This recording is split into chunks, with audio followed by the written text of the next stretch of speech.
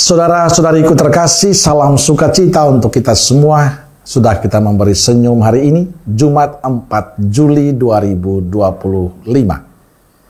Hari biasa, pekan biasa ke-13. Kita awali permenungan kita hari ini dengan tanda kemenangan Kristus. Dalam nama Bapa dan Putra dan Roh Kudus. Amin.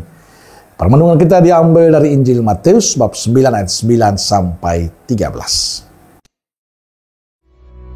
Setelah Yesus pergi dari situ, ia melihat seorang yang bernama Matius duduk di rumah cukai. Lalu ia berkata kepadanya, "Ikutlah aku." Maka berdirilah Matius, lalu mengikut dia. Kemudian ketika Yesus makan di rumah Matius, datanglah banyak pemungut cukai dan orang berdosa, dan makan bersama-sama dengan dia dan murid-muridnya. Pada waktu orang Farisi melihat hal itu, berkatalah mereka kepada murid-murid Yesus, "Mengapa guru memakan bersama-sama dengan pemungut cukai dan orang berdosa?"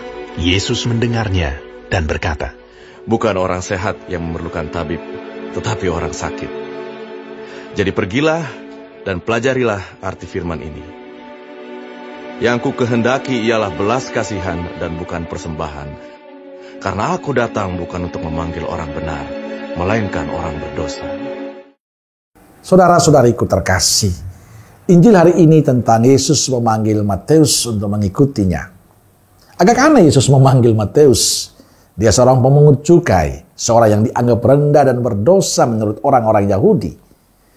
Matius memiliki catatan hidup yang tidak baik.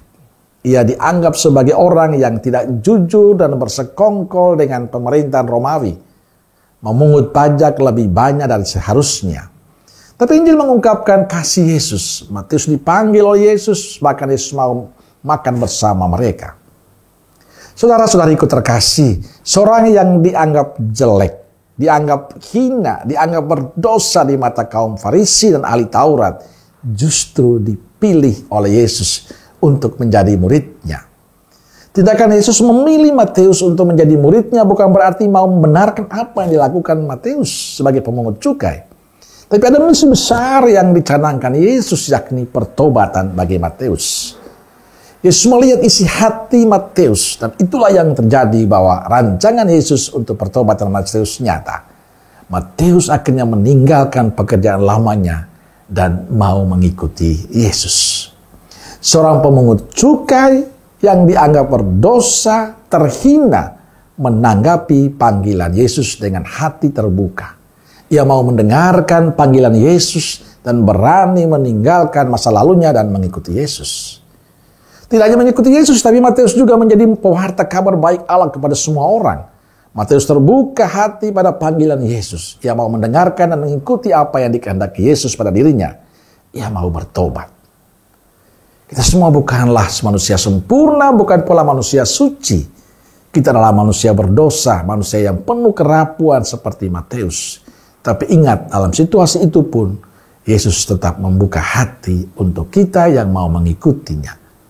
Harapan Yesus adalah kita menjadi sempurna. Maka pertanyaannya, maukah kita untuk membuka hati pada sapaan Yesus? Maukah kita untuk mendengarkan panggilan Yesus dan mengikuti Dia? Kita yang bisa menjawab. Tapi satu yang pasti, Tuhan senantiasa mengajak kita, melibatkan kita dalam setiap pewartaan.